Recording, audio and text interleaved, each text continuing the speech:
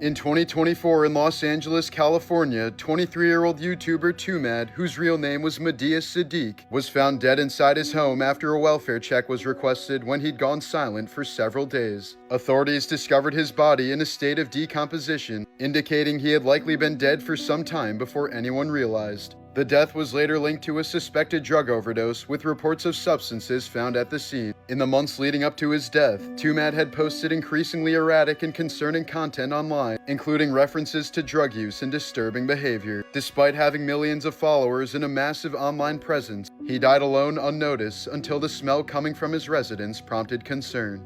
Donald Miller disappeared in Ohio in 1986 to escape debt and alcoholism, and was declared legally dead in 1994 so his ex-wife could collect Social Security benefits for their children. Years later, he resurfaced and appeared in court in 2013 asking to be declared alive again. The judge ruled that under Ohio law, a death declaration cannot be reversed after 3 years, meaning that despite standing in the courtroom alive, Miller was legally considered dead. As a result, he was left unable to get a driver's license, Social Security number, or legally work, effectively existing outside the system with no clear way to reverse his status. Bob Odenkirk collapsed on the set of Better Call Saul in 2021 after suffering a sudden heart attack caused by a buildup of plaque in his arteries that had gone undetected for years. In cases like this, fatty deposits can silently narrow the arteries until one ruptures, triggering a complete blockage that cuts off blood flow to the heart. He was unconscious for several minutes and required immediate CPR and defibrillation to be revived. Without that rapid response, the chances of survival dropped dramatically within minutes. Odenkirk later revealed he had likely been living with the condition for over a decade without even realizing.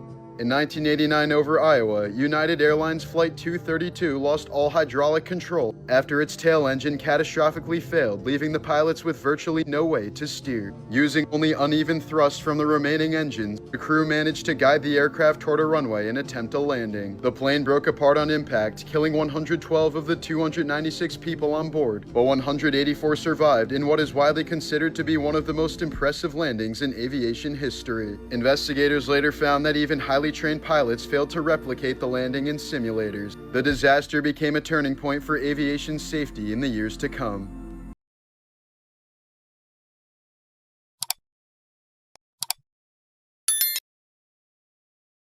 In April of 2026, in the village of Hagenbach in eastern France, police responded to a neighbor's report of sounds of a child coming from a parked utility van. When they opened it, they found a 9-year-old boy alive but in shocking condition, completely unclothed, lying in fetal position on a mound of trash and waste, severely malnourished with very pale skin, and muscles so atrophied from prolonged confinement that he could no longer walk or stand. The boy had been locked inside the van since November of 2024, over 16 months. To neighbors and others, he had simply disappeared, with the family claiming he no longer lived there. His 43-year-old father admitted to keeping the child confined, saying it was to protect him from his partner, who allegedly wanted to place the boy in psychiatric care. The father was charged with kidnapping and deprivation of care, while his 37-year-old partner was also charged for failing to intervene. The boy was hospitalized and his siblings were removed from the home as the investigation continues. This was the moment a young boy with autism was seen walking alone on a monorail track at Hershey Park, dozens of feet above the ground.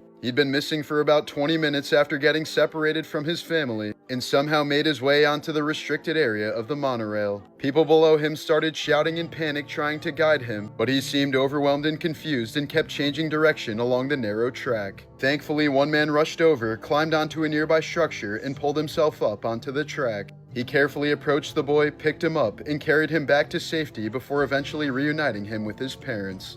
This was the moment a boy was suddenly electrocuted after touching a metal door in a condominium courtyard. What looked like a normal exit somehow became live with electricity, locking his muscles in place and leaving him unable to let go. Within seconds, his friend realized what was happening and grabbed him by the legs to pull him free. In situations like this, the safest option is always to cut the power or use something non-conductive to separate them. But when there's no time and someone is actively being electrocuted, people sometimes resort to physically tackling them to break the contact. Cases like this are almost always caused by faulty wiring or poor grounding. Steven Stucker, best known for playing the chaotic air controller in Airplane, died in 1986 at just 38 years old due to complications with AIDS. At the time, the disease was still poorly understood, widely feared, and heavily stigmatized, especially within the entertainment industry. He publicly revealed his diagnosis in 1985, making him one of the first recognizable entertainers to speak openly about having AIDS during a period when many kept it hidden out of fear of backlash and discrimination. Like many early AIDS patients, his condition quickly deteriorated before any effective treatments existed. His death came at a time when thousands were dying under similar circumstances, helping to bring more visibility to a crisis that had long been ignored.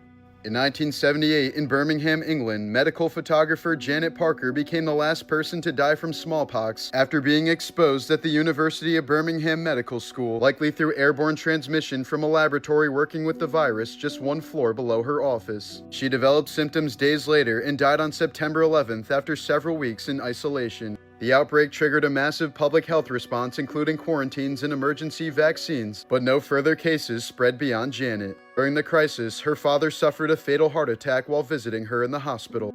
The laboratory's head, Professor Henry Bedson, later died by suicide amid intense scrutiny over the incident. Here's an image showing what the sinking of the Titanic would have actually looked like on April 15, 1912. It was a moonless night in the North Atlantic, and once the ship's power failed, the massive liner disappeared into near total darkness, leaving over 1,500 people unable to clearly see the ship, the lifeboats, or even each other. Many survivors later reported hearing screams from the water but couldn't see anything, as the lack of light turned the disaster into something disorienting and almost invisible. It wasn't just the freezing temperatures that made it so horrifying, it was also the darkness, where one of the worst disasters in maritime history unfolded out of sight.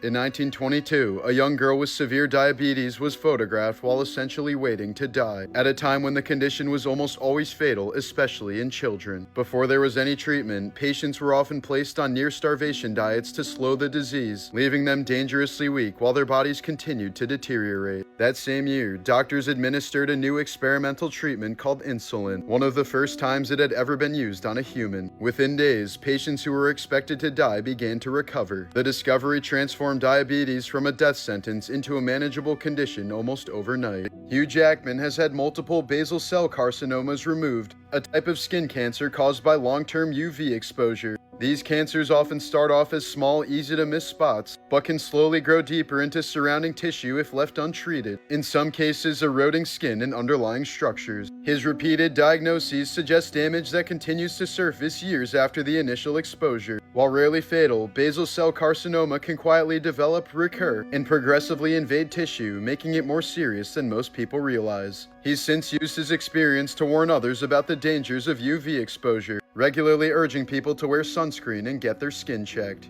In 2004 in South Africa, trophy hunter Ryan Naud, who ran Pro Hunt Africa and was known for killing endangered animals, was found dead beside his broken-down truck on a remote road. His vehicle had overheated, leaving him stranded and alone. When police arrived, he was lying next to the truck with multiple gunshot wounds, suggesting he had been approached at close range and executed. There were no clear signs of a struggle, and his belongings were left behind, making the motive unclear. Many speculate the killing was retaliatory due to his work killing protected wildlife, but no suspects were ever identified, and the case remains unsolved.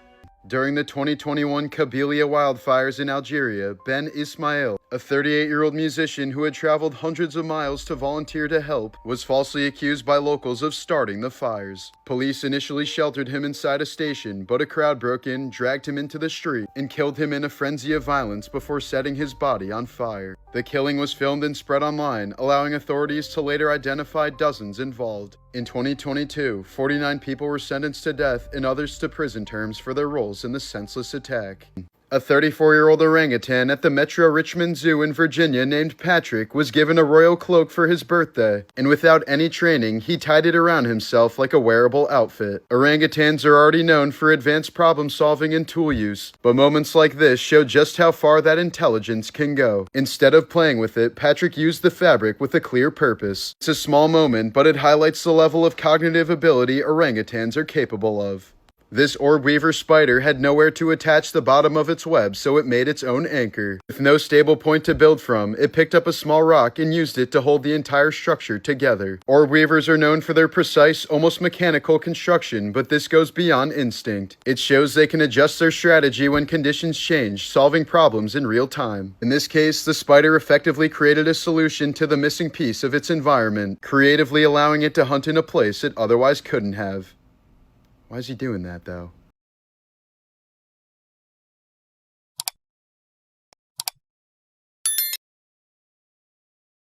According to serial killer Danny Rolling, here's a list of things you can do to avoid being murdered by a serial killer. Park your car in the light. Buy yourself a .38 caliber revolver.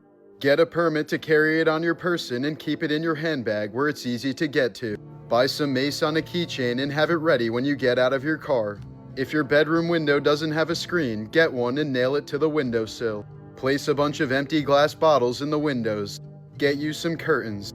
Buy a deadbolt and put it on your bedroom door so you can lock yourself in. Sleep with your .38 caliber revolver under your pillow. It won't go off by accident. If someone bothers you, don't ever let an attacker get control. Fight for your life. Scream as loud as you can. Spray mace in his face. Kick him in the balls, scratch at his eyes, pull out your .38 caliber and blow him away. Danny Rolling, also known as the Gainesville Ripper, murdered 5 college students in Florida in 1990, breaking into their apartments at night and targeting them while they were alone. He was later captured, sentenced to death, and executed by lethal injection in 2006.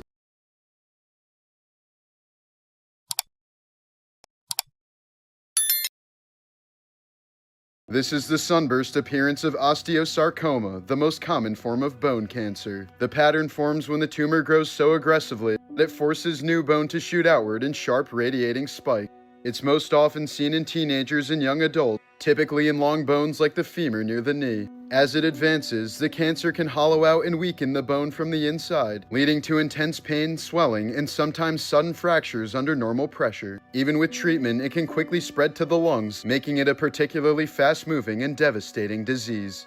In 1974 in Memphis, R&B singer Al Green was attacked by his girlfriend Mary Woodson after he refused to marry her. As he was getting ready for bed, she poured a pot of boiling grits all over him, leaving him with severe second-degree burns across his torso. He reportedly ran through the house screaming in pain before collapsing. Moments later, Woodson locked herself in another room and turned the gun on herself. Green survived but required extensive recovery, and the incident became one of the most disturbing and defining moments of his life. These are some morbidly wholesome facts about Jim Carrey. Jim Carrey's family lost their home when he was just a teenager, forcing them to live out of a van while he worked overnight janitor shifts after school to help keep them afloat financially. The stress of that period led him to start performing stand-up at a young age, using comedy as a way to cope with instability and support his family, often bombing hard early on before eventually developing his stage presence. But after becoming one of the highest paid actors in Hollywood, he developed severe depression that he later said had been building for years beneath the surface of his success.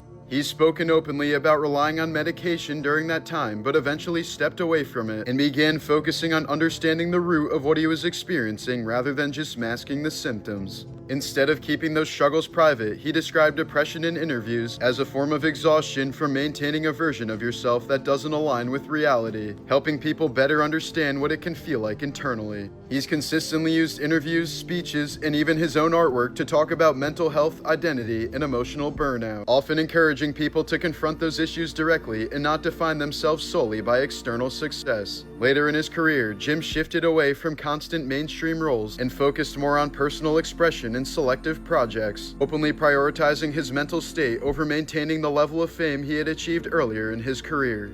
Just yesterday, on April 19, 2026, in Shreveport, Louisiana, 31-year-old Army National Guard veteran Shamar Elkins killed 8 children, 7 of them his own, after a domestic dispute with his wife, who he was in the process of separating from. Just hours before the attack, he'd been posting photos online, including one about spending time with his daughter, and nothing about it suggested anything was wrong or that something horrific was about to happen. Early that morning, he shot his wife first, who survived, and then went to another home where the children were and killed all 8 of them. Several were shot while asleep in their beds, and at least one child tried to escape but was still killed. The victims ranged from very young children to preteens. In the time leading up to it, family members said he'd been dealing with mental health struggles and what they described as dark thoughts. He also had a prior firearm-related arrest in 2019, but no clear single motive has been confirmed beyond the domestic situation escalating. Afterward, he fled the scene, carjacked a vehicle, and led police on a chase before being shot and killed by 2 officers. 2 adults survived the shooting with critical injuries, and the killings became one of the deadliest mass shootings involving children in recent U.S. history.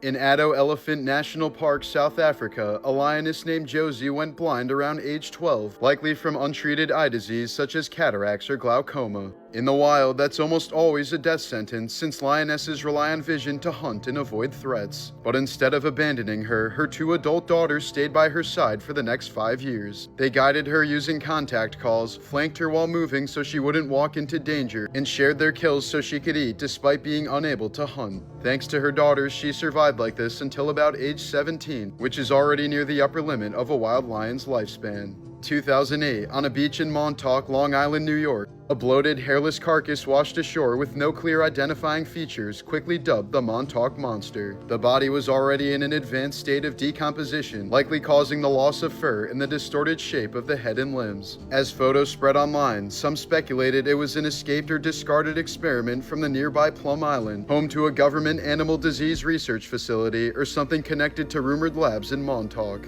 Wildlife experts said it was most likely a raccoon or dog altered by decay and water exposure, which can strip fur and change how the skull appears. No official identification was ever confirmed, and the body disappeared shortly after being photographed, leaving the Montauk Monster unresolved and open to speculation. As a teenager, Euphoria star Angus Cloud survived a life-threatening head injury after falling into a construction site, fracturing his skull and requiring emergency brain surgery, leaving a long scar along his head. He was later discovered on the street with no prior acting experience and cast in Euphoria, where he became known for playing a drug dealer.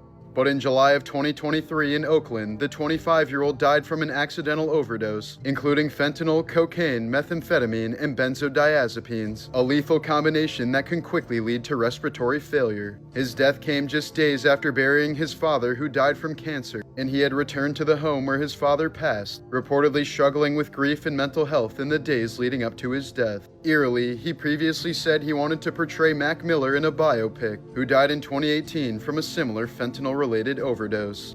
In 2018 in California, 23-year-old Angela Hernandez drove off a cliff along Highway 1, plunging about 200 feet into the ocean below. The impact left her with a brain hemorrhage, broken ribs, a collapsed lung, and broken collarbones. After regaining consciousness inside the submerged vehicle, she managed to escape before it sank, swim to shore, and climb onto a narrow rocky ledge beneath the cliff. With no supplies and severely injured, she survived for 7 days by drinking fresh water that dripped down from moss and vegetation on the rock face. She was eventually spotted by passing hikers along the roadway, who alerted authorities, leading to her rescue and evacuation to a hospital. In 1955 in Money, Mississippi, 14-year-old Emmett Till was abducted from his great-uncle's home in the middle of the night by 2 white men after being accused of whistling at a white woman named Carolyn Bryant. He was beaten so severely that his face became unrecognizable. One of his eyes was destroyed, and he was then shot in the head. His killers, Roy Bryant and J.W. Millam, tied a heavy cotton gin fan around his neck with barbed wire and dumped him in the river. When his body was recovered 3 days later, it was so decomposed and mutilated that he could only be identified by a ring he was wearing. His mother insisted on an open casket funeral in Chicago so the world could see what had been done to him. Photographs of his body were published nationwide, exposing the brutality of the killing. His killers were eventually acquitted by an all-white jury after just over an hour of deliberation. Months later, protected by double jeopardy, they admitted during a magazine interview that they carried out the murder. Decades later, Carolyn Bryant admitted that parts of her original accusation were completely false. The case became one of the most infamous examples of racial violence in the United States and helped galvanize the early civil rights movement.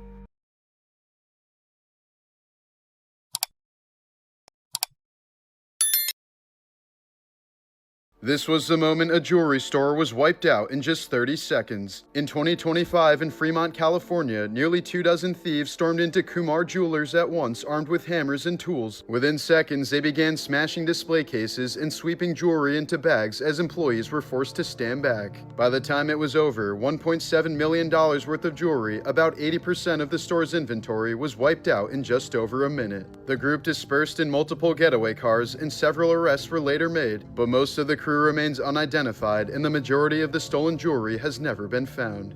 In New York City, Darius McCollum developed an obsessive fixation on the transit system that led him to repeatedly impersonate MTA employees and take control of buses and subway trains. Beginning as a teenager, he was arrested more than 30 times after entering restricted areas, operating vehicles, and running full routes while delivering accurate announcements and staying on schedule. He wasn't stealing the vehicles or trying to escape, he was operating the job with precision. Each incident still carried real risk, and over time the pattern didn't stop. He continued being arrested well into adulthood, spending years cycling through jail and psychiatric evaluations. Despite national attention in a 2016 documentary about his case, there was still no long-term solution put in place, as he remained stuck between the transit system he was obsessed with and a justice system that had no idea how to effectively handle the situation. Here are some morbid facts about Steve Irwin. Steve Irwin spent his entire life working hands-on with animals that could kill him, and he openly said that if he ever died, it would likely be from wildlife. Throughout his career, he was constantly bitten, cut, and injured by snakes, lizards, and crocodiles. There were multiple close calls where crocodiles snapped inches from his body. He regularly handled some of the most venomous snakes in the world in remote areas, where a single bite could have easily been fatal before help arrived. This was one of the last photos ever taken of Steve off the coast of Queensland in 2006 before a stingray struck him with its tail, sending a barb through his chest and directly into his heart. Fatal stingray injuries like this are extremely rare, with fewer than 20 documented deaths worldwide since the 1950s. The barb was quickly pulled out during the emergency, which likely accelerated the bleeding, but the damage to his heart was already catastrophic either way. The moment was caught on camera, and the footage was reportedly destroyed before it was ever released. According to those present, his final words were reportedly, "I'm dying," before he went into cardiac arrest. The stingray is believed to have acted defensively as Steve approached from above.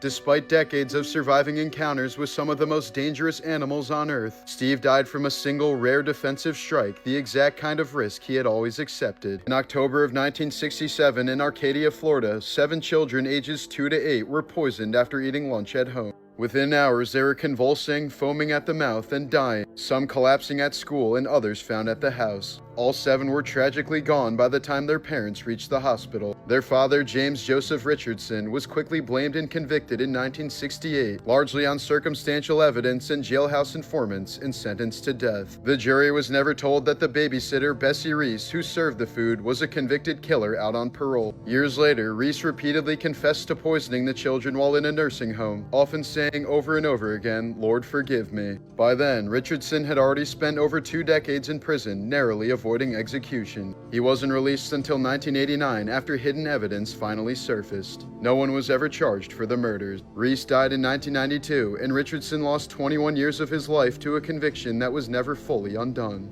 As a child, Michael's father Joseph would constantly torment him about his appearance, often calling him Fat Nose. Michael went on to have 4 rhinoplasties and was insecure about his appearance for his entire life. According to his former doctor, Conrad Murray, Michael's father chemically castrated him when he was a young boy. He reportedly did this so that Michael would maintain his high-pitched singing voice into adulthood. On one occasion in the 1960s, Joe wanted to teach his kids a lesson about leaving the windows open at night. So when little Michael was asleep, his father climbed through the window wearing a mask and screamed at him. From that point on, Michael would have recurring nightmares about being kidnapped from his bedroom. But the abuse didn't stop there. Joe would also hold onto a belt while the Jackson 5 rehearsed, ready to strike his children if one of them made a mistake. Michael was reportedly so terrified of his father that he would sometimes throw up just from merely being in his presence. He once said he felt the safest while performing on stage since his father wouldn't be able to beat him in front of a crowd. From a very young age, Michael described being forced into long, exhausting rehearsals for hours at a time, completely missing out on a normal childhood. He said watching other kids play from the window while he rehearsed was one of the memories that stayed with him the most. Do what?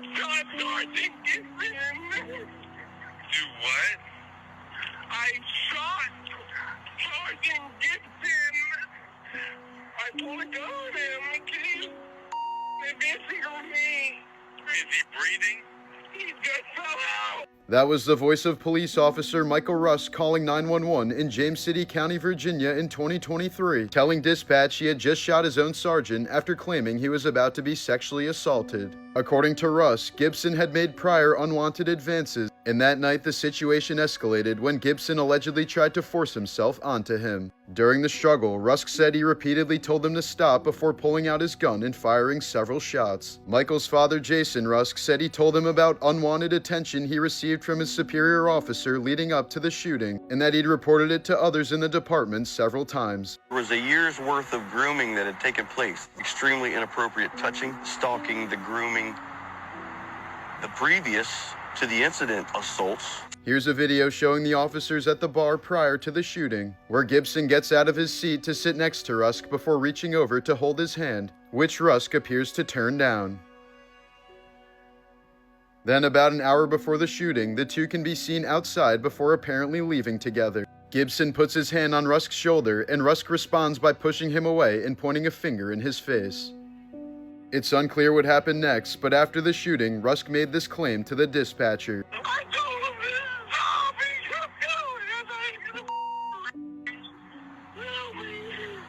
Help. Gibson was hit several times and survived after emergency surgery. When officers arrived, Rusk was still on the scene and was immediately taken into custody. Investigators said the physical evidence didn't fully support a clear-cut self-defense claim, leading to Rusk being charged with several felonies. In 2024, Rusk took a plea deal, avoiding active prison time, but losing his career in law enforcement and his right to carry a firearm.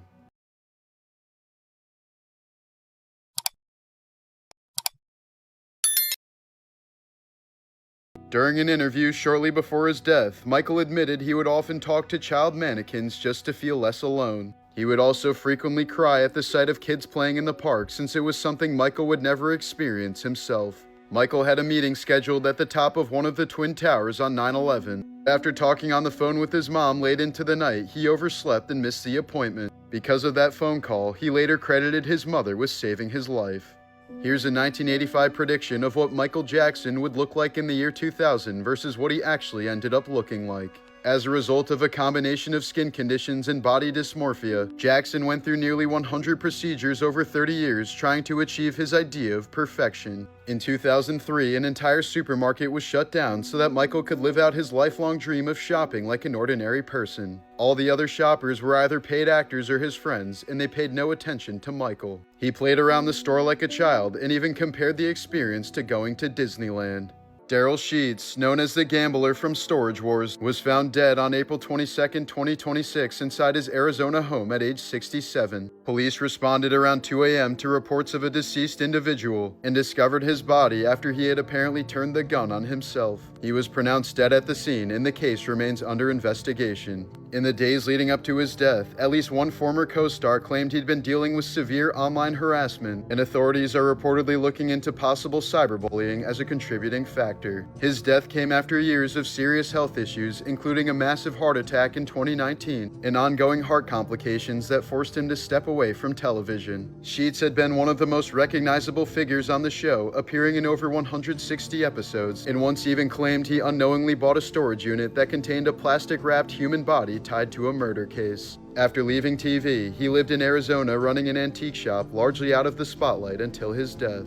During the shooting of a Pepsi commercial in 1983, a pyrotechnic malfunction set Michael's hair on fire, leaving him with second and third degree burns to his scalp. He continued performing for a few seconds before realizing what was happening, and the injury led to lasting pain, baldness, and medical complications. But instead of suing Pepsi, he asked the company to fund the creation of a burn treatment center. Through the late 1880s and into the 1990s, at the peak of his career, Jackson donated hundreds of millions of dollars to charities, including children's hospitals, AIDS research, and disaster relief, even as his own life was becoming increasingly unstable behind the scenes. Around the same period, he founded the Heal the World Foundation, providing food, aid, and medical support to children in war zones and impoverished regions, including efforts connected to the Rwandan genocide. Throughout the 1990s and into the 2000s, he quietly paid for medical treatments for children, including covering hospital bills and helping fund procedures for families who couldn't afford them. He also made unannounced visits to children's hospitals, sometimes in disguise, spending time with patients and giving gifts without media attention. Much of this focus on children was tied to his upbringing under his father Joe Jackson, which he described as harsh and restrictive, and he often centered his philanthropy around giving children experiences he never had. In 2009, while preparing for his This Is It comeback shows, there were plans for continued charitable efforts tied to his performances, but he tragically died before the concerts could take place. This was the final footage of Kiara Jaconis just moments before she'd be tragically killed.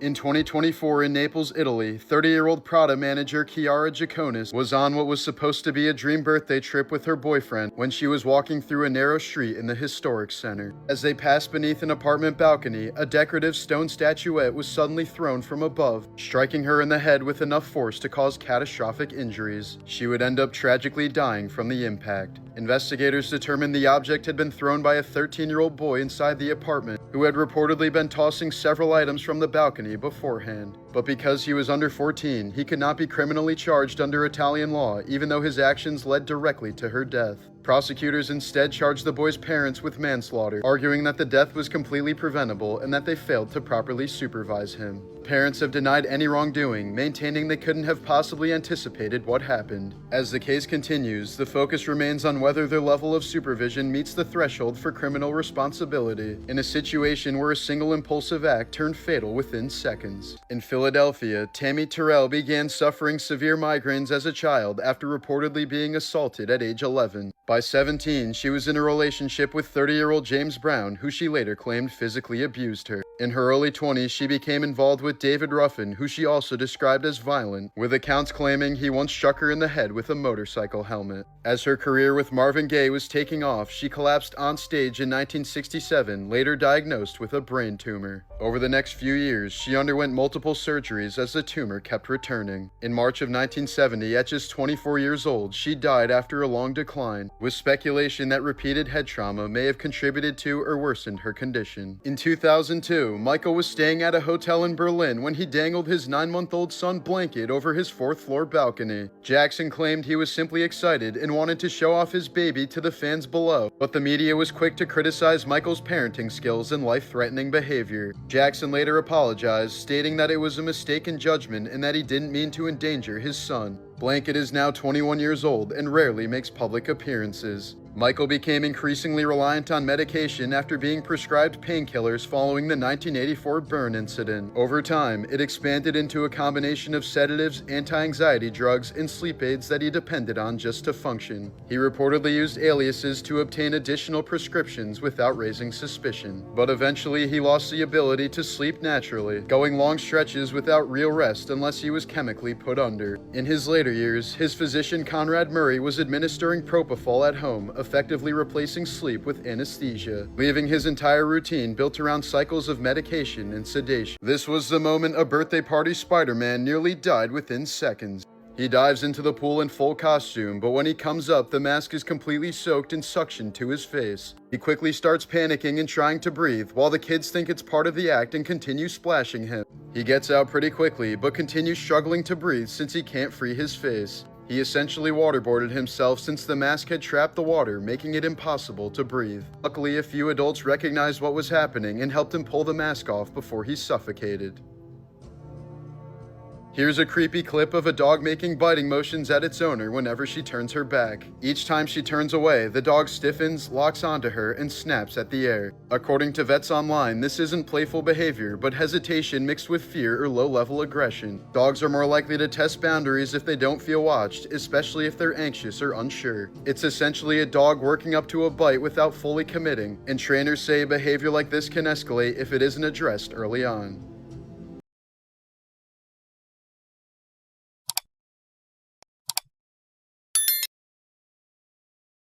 In April of 2026, at a Spada Park in San Antonio, 24-year-old Atharva Vyas randomly attacked a woman and her 3-year-old daughter. Witnesses said he grabbed the mother by the hair and threw her to the ground, forcing her to drop the child. He then grabbed the toddler and began biting directly into her face, causing severe trauma and knocking out multiple teeth as she screamed in horror. The attack only stopped when a bystander intervened and managed to restrain him until police arrived. The child was rushed to the hospital in total shock, suffering serious facial injuries and lasting psychological trauma. Vyas was arrested at the scene and is facing multiple felony charges, including injury to a child. According to the Department of Homeland Security, he was in the United States illegally after his visa was revoked, and ICE has placed a detainer on him. As of now, the motive remains unclear, and the case is ongoing as the child continues recovery. Ingrid Pitt, best known for her roles in 1970s British horror films, was born in Guszka Petrov in Warsaw, Poland in 1937. During World War II, she and her mother were arrested and sent to Stutov concentration camp, where prisoners constantly faced starvation, forced labor, and executions. At one point, they were taken into nearby woods to be killed, but managed to escape amid the chaos. After Pitt later became a recognizable figure in British horror cinema, she suggested in interviews that surviving the Holocaust gave her a different relationship with fear, allowing her to portray terror and vulnerability on screen in a way that felt more grounded and real compared to typical performances in the genre.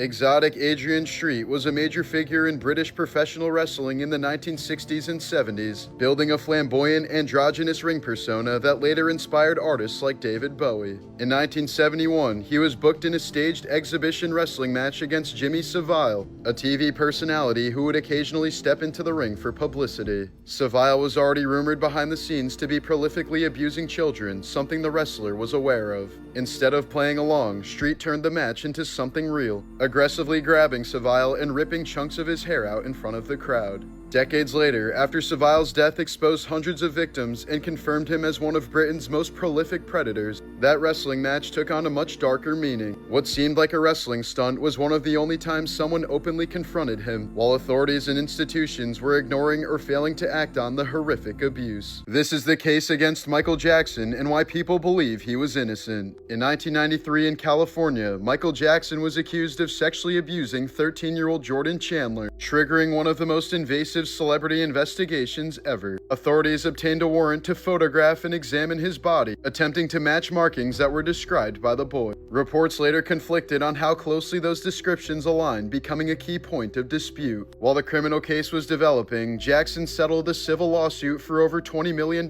with no admission of guilt. After the settlement, Chandler declined to testify, leaving prosecutors without their central witness and resulting in no charges. Supporters saw this as a lack of evidence, while critics pointed to the payout as suspicious. Then in 2005, Jackson went to trial in Santa Maria, California over allegations involving 13-year-old Gavin Arvizo. Prosecutors claimed he groomed and abused the boy at Neverland Ranch, but the defense focused on inconsistencies in the family's timeline and credibility, claiming they had attempted to financially benefit from similar allegations before. After nearly 4 months of testimony and about 30 hours of deliberation, the jury acquitted Michael on all counts. The allegations left a lasting divide. Some former child visitors to Neverland have consistently denied any abuse and defended Michael, including Macaulay Culkin and Corey Feldman, along with other former young actors who have been very outspoken about abuse in the industry but say Michael never would have harmed them. Others point to multiple accusations over time and the 1993 settlement as reasons they believe otherwise. Michael denied all allegations up until his death in 2009, leaving the issue unresolved between a legal record that cleared him and a public debate that never settled. Morbid Facts, Part 961. Lance Armstrong built one of the most inspiring comeback stories in sports after surviving advanced testicular cancer and winning 7 straight Tour de France titles from 1999 to 2005. But behind the scenes, he was running a coordinated doping program involving performance-enhancing drugs and blood transfusions, while aggressively denying accusations and discrediting anyone who spoke out. In 2012, the United States Anti-Doping Agency exposed the scheme, calling it one of the most sophisticated doping operations in sports history.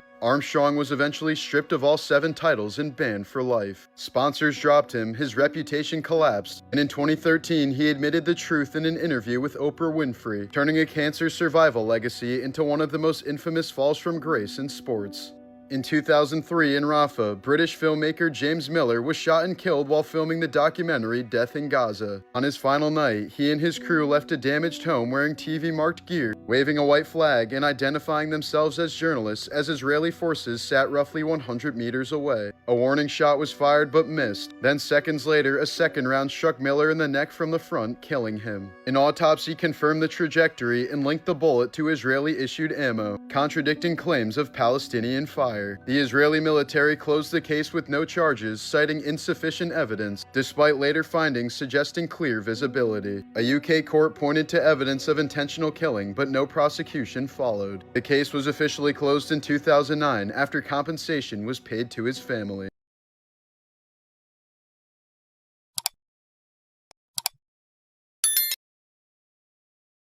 The results of Michael Jackson's autopsy report were nothing short of disturbing. He was largely bald with only sparse hair remaining, the result of burns and repeated cosmetic procedures as he'd been wearing a wig in public for years. His scalp also showed scarring consistent with past injuries. He had multiple cosmetic tattoos, including permanent eyeliner and lip liner, likely done to maintain his appearance without daily makeup. His skin also showed signs of vitiligo alongside extensive cosmetic alteration. His arms were marked with numerous puncture wounds consistent with frequent injections over time. Toxicology findings showed multiple drugs in his system and partially dissolved pills in his stomach, indicating recent ingestion. The cause of death was ruled acute propofol intoxication, a powerful surgical anesthetic. In the final months of his life, Michael was given propofol regularly inside his home to induce sleep, essentially relying on anesthesia instead of natural slumber. His personal physician, Conrad Murray, was later convicted of involuntary manslaughter for administering the drug outside of proper medical care. In June of 2023, in the North Atlantic Ocean near the Titanic wreck site, Pakistani businessman Shahzada Dawood and his 19-year-old son Sulman were among those killed when the Titan submersible suddenly imploded.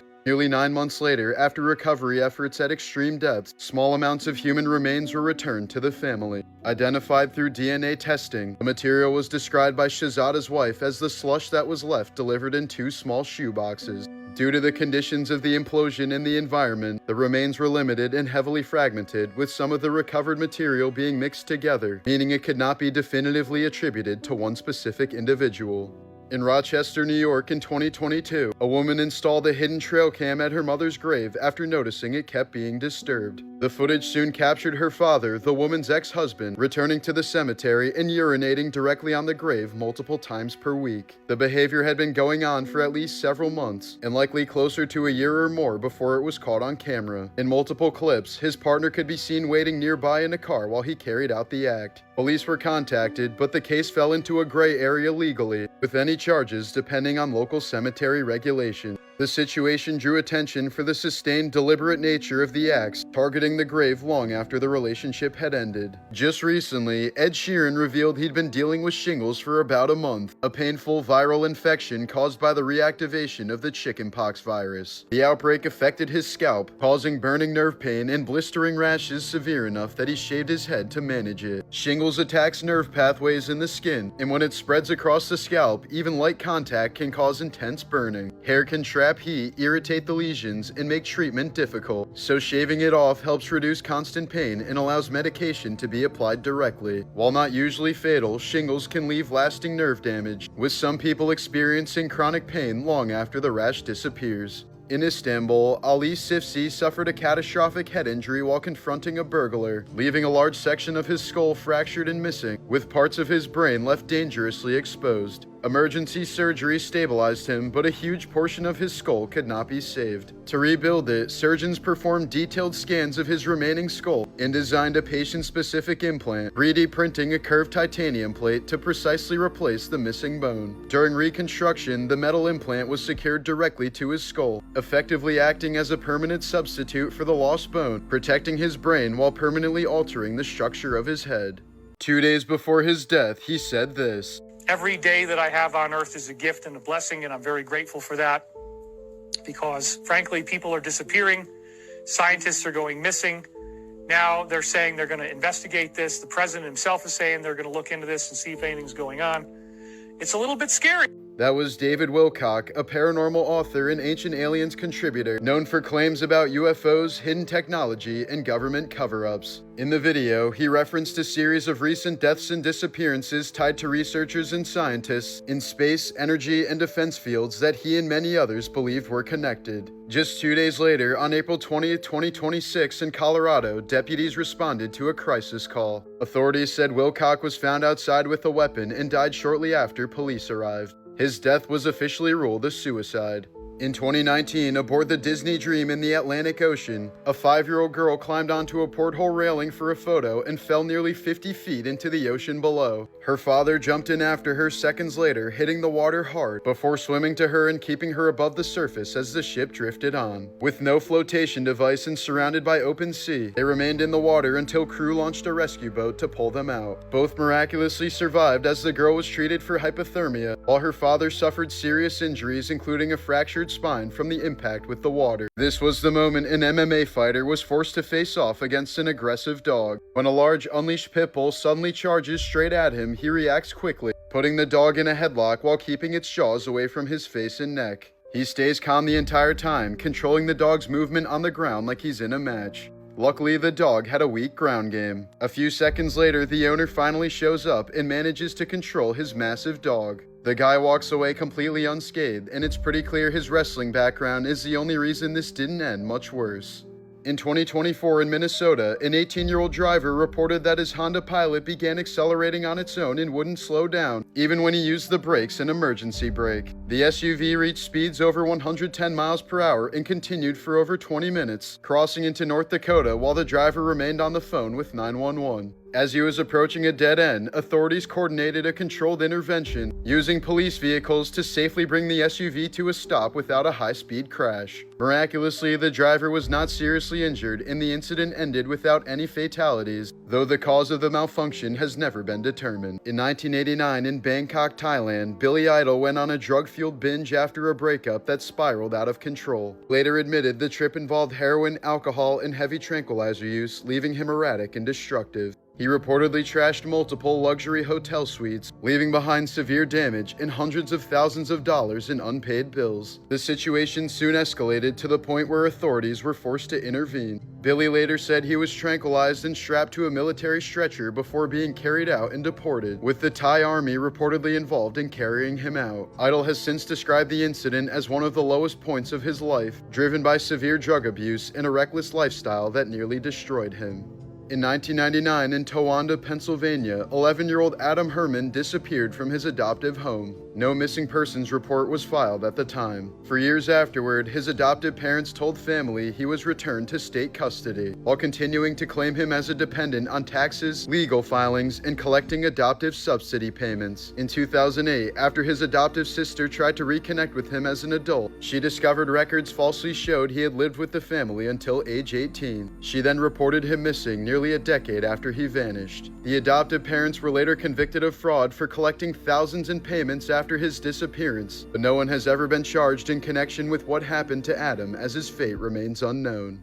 This was the terrifying moment a driver realized he was about to be carjacked. He turns down a narrow street at night and is immediately met by a group of men waving weapons that look like machetes. But instead of backing out, he moves forward, only to realize the road has been deliberately blocked. Two large tanker trucks are positioned on the street, and a fallen tree is laid out between them, leaving almost no way through. Within seconds, the men rush the car and start smashing the windows, trying to force their way inside. The driver panics but stays moving, squeezing the car through a tight gap along the side of the road, barely clearing the obstacles as the attackers were closing in. He manages to break past them and speed off before they can get the doors open. Incidents like this are a known tactic across parts of the world where organized roadside robberies happen frequently, with criminals blocking roads to trap drivers before surrounding the vehicle. It's not clear where this particular clip took place, but the setup matches methods that have been commonly reported across the globe.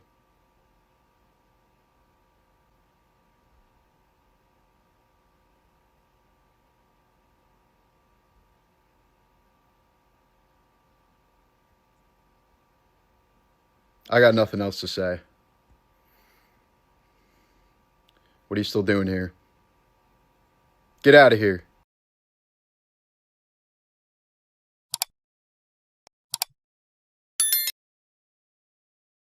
In 2010 in Philadelphia, federal agents and local authorities raided a clinic run by Kermit Gosnell, initially suspecting it was operating as a pill mill. What they found inside was far more horrific than illegal prescriptions. Investigators reported a pervasive stench, filthy conditions, and blood-stained equipment left uncleaned. The clinic was described as so unsanitary that several agents said they felt physically ill while searching it. As the investigation expanded, it was revealed that Gosnell had been performing late-term abortions under dangerous conditions, often far outside legal limitations. According to testimony, babies born alive were killed by severing their spinal cords. Untrained staff were heavily involved in procedures, and essential medical standards were ignored. Authorities also found fetal remains scattered throughout the clinic, including in a freezer, jars, bags, and plastic jugs. The grand jury later described the place as a baby charnel house. In 2013, Gosnell was convicted of multiple counts of first-degree murder, including the deaths of the infants born alive, as well as involuntary manslaughter in the death of one of his patients.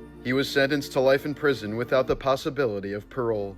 In 2013, in Los Angeles, California, 15-year-old Paris Jackson was hospitalized after a serious self-harm attempt. It came 4 years after the 2009 death of her father, Michael Jackson, during a period where she was dealing with intense grief, constant media attention, online harassment, and widespread public speculation that she wasn't biologically his daughter. She was placed under psychiatric care following the incident, marking one of the lowest points in her life after losing her father. When Michael died in 2009 in Los Angeles, it was revealed his finances were far worse than people realized. Despite his global fame, he was reportedly $500 million in debt, tied to massive loans, legal costs, and the upkeep of assets like Neverland Ranch. His death triggered a complex financial collapse behind the scenes, forcing his estate into an immediate battle to stabilize what he left behind. Immediately after his death, Michael's body was held for weeks during autopsies and investigations, and kept in a private mausoleum as family disputes and legal issues delayed the funeral.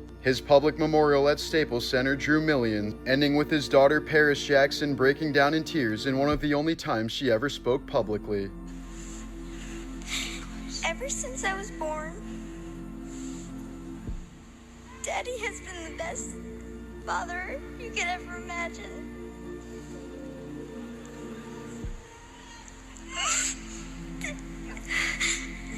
And I just wanted to say I love him so much. But even after he was finally laid to rest more than 2 months later, his death triggered years of lawsuits, accusations, and renewed abuse claims, including those reignited by the documentary Leaving Neverland. Instead of closure, everything around him only grew more disputed, leaving behind a legacy that's still being argued over long after his death. 2019, a man in rural Australia was gored to death by his own pet deer, an animal he had raised for years. It happened during mating season, when even normally tame stags can turn violently territorial. The deer charged without warning, slamming its antlers into him repeatedly and fatally wounding him. When his wife ran over to help, the animal attacked her too, leaving her critically injured before police shot it dead. Deer attacks are extremely rare, but during rutting season, even a beloved pet can turn into a deadly threat.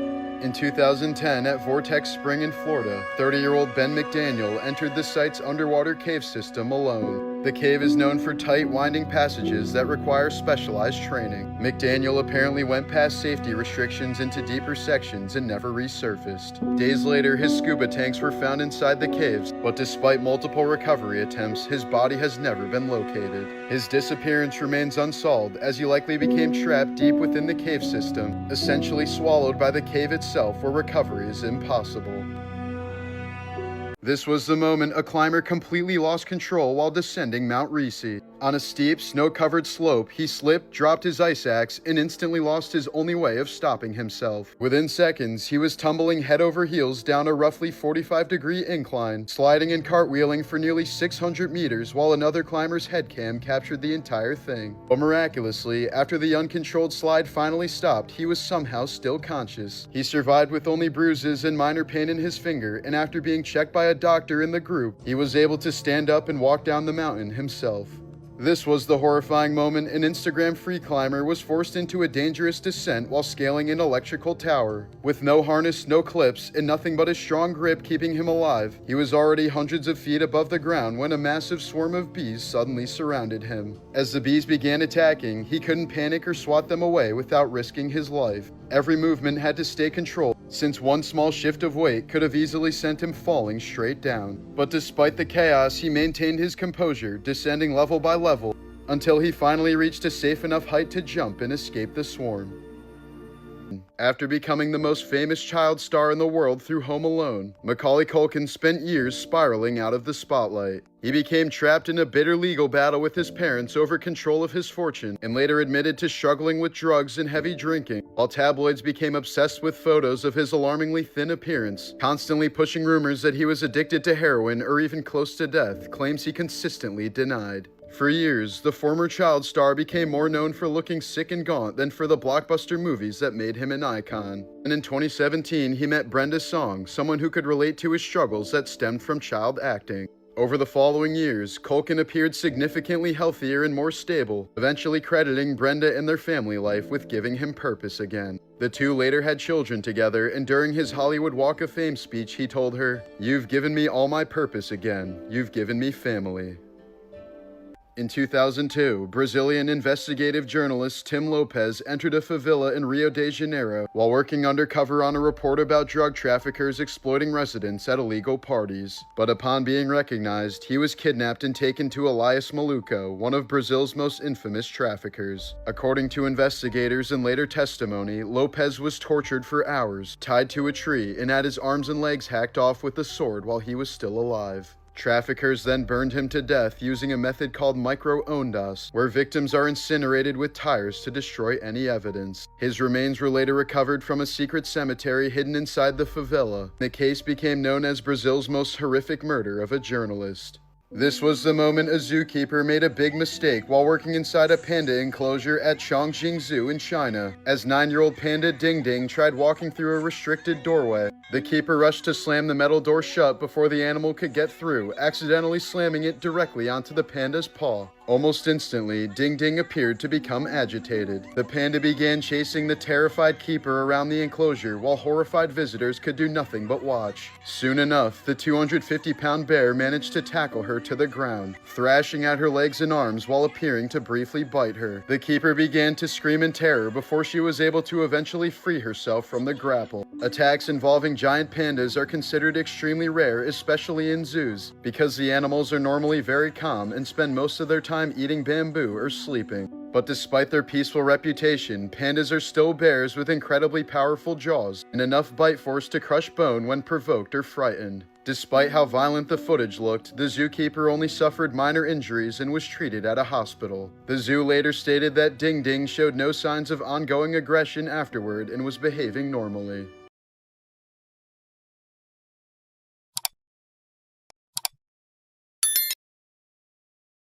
Tyke was a circus elephant that had spent years performing in traveling shows across the United States. Former handlers later claimed she showed repeated signs of stress and aggression after 12 years of harsh training, confinement, and constant transport. On August 20th, 1994, during a live circus performance in Honolulu, Tyke suddenly became agitated and attacked her trainer in front of the audience, killing him and severely injuring another handler before smashing through an exit and escaping into the streets. Panicked bystanders watched as the elephant rampaged through downtown Honolulu for nearly 30 minutes as police chased her through traffic. Officers eventually shot Tyke 86 times before she finally collapsed and died in the street. The incident later became one of the most infamous examples used by animal rights activists campaigning against performances of circus animals.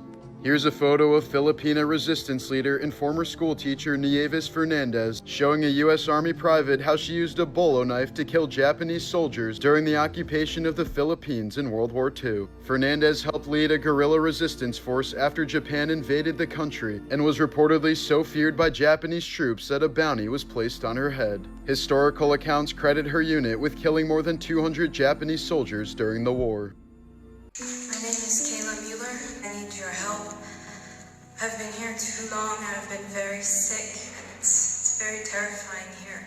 That was Kayla Mueller, an American aid worker from Arizona who traveled to the Middle East to help refugees and civilians affected by the Syrian civil war before she was kidnapped by ISIS and held hostage for nearly 18 months. According to reports, she was repeatedly raped and sexually abused by ISIS leader Abu Bakr al-Baghdadi, who allegedly treated her as his personal captive and sex slave and moved her between ISIS compounds across Syria to avoid rescue attempts. The footage shown here was part of a proof-of-life video released by ISIS, showing Mueller appearing terrified as she pleaded to be brought home. In 2015, ISIS claimed she was killed in a Jordanian airstrike, though U.S. officials later said there was no evidence the strike hit the building where she was being held, leading many to believe ISIS itself most likely killed her.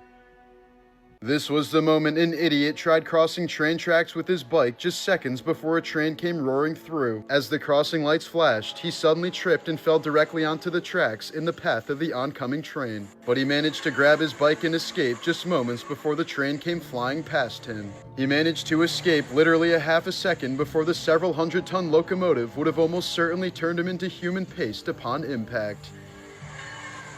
Speaking of idiots, this man just narrowly avoided being sliced in half by a circular saw. He was apparently cutting into wall tile when he suddenly slipped, causing him to fall directly on top of it. Somehow, the saw barely missed his stomach and torso, as he even had to lift his shirt to make sure his intestines were still inside his body. This was the moment a family hanging out in their driveway suddenly realized they weren't alone when a massive black bear casually pulled up behind them. Ring camera footage captured the exact second one of the kids spotted the animal and softly yelled "bear" before immediately abandoning the rest of the family to save himself first. Within seconds, everyone ran to the door while the bear continued minding his own business. Although black bears are usually shy and avoid humans, they can become extremely dangerous if cornered, startled, or provoked, especially around food or cubs. Ty Pennington nearly died after ignoring what he thought was just a sore throat for over a month. In 2023, the infection turned out to be a massive throat abscess that became so severe it started blocking his airway, leaving him struggling to breathe. Pennington was rushed to the ICU, intubated, and flown to another hospital for emergency surgery. He later said doctors told him he easily could have died if he waited any longer to get treatment.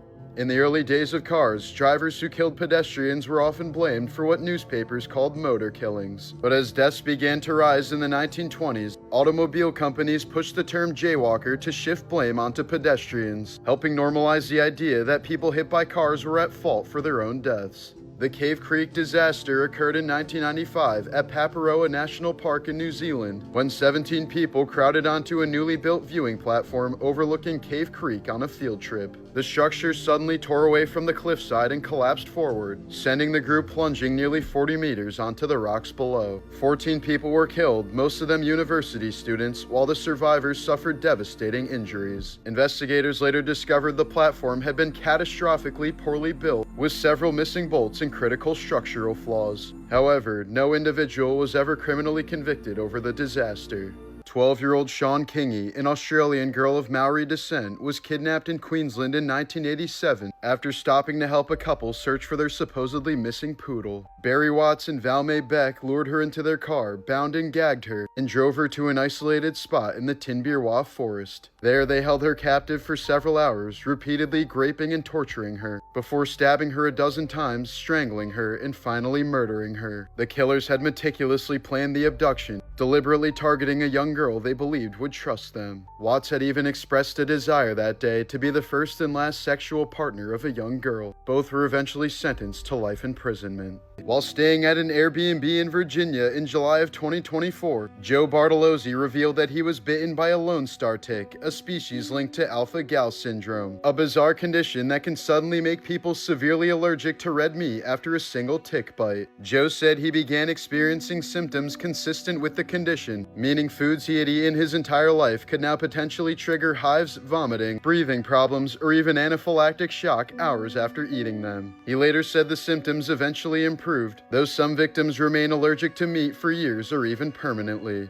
In 2004, 24-year-old American college student David Snedon vanished while hiking alone through China's Tiger Leaping Gorge in Yunnan province and was initially presumed dead after search teams found no trace of him. But years later, multiple defectors and South Korean intelligence sources claimed Snedon had actually been abducted by North Korea and forced to work as an English tutor for younger Kim Jong-un. North Korea denied the allegations, and Snedon's disappearance remains officially unsolved. This eerie burial suit from China's Liao dynasty was made between the 10th and 11th centuries, using woven silver wire, a bronze mask, and a metal crown to encase the dead. Elite members of the dynasty were sometimes buried in elaborate metal suits like this, because it was believed they could help preserve the body and protect the soul in the afterlife. A 700-year-old statue of the Hindu god Ganesha sits perched on top of Indonesia's active Mount Bromo volcano, where it has overlooked smoke, ash, and eruptions for centuries, as part of a sacred ancient site used by local Tenggerese worshippers. In 2024, researchers using LiDAR scans in Ecuador's Upano Valley revealed the hidden remains of a massive 2,500-year-old civilization buried beneath the Amazon rainforest, including huge networks of roads, plazas, homes, and agricultural structures that had remained completely concealed under dense jungle for centuries. Archaeologists say the site is so enormous that only a small portion has been studied so far, and future excavations could uncover far more about the lost civilization and how millions of people may have once lived deep within the Amazon.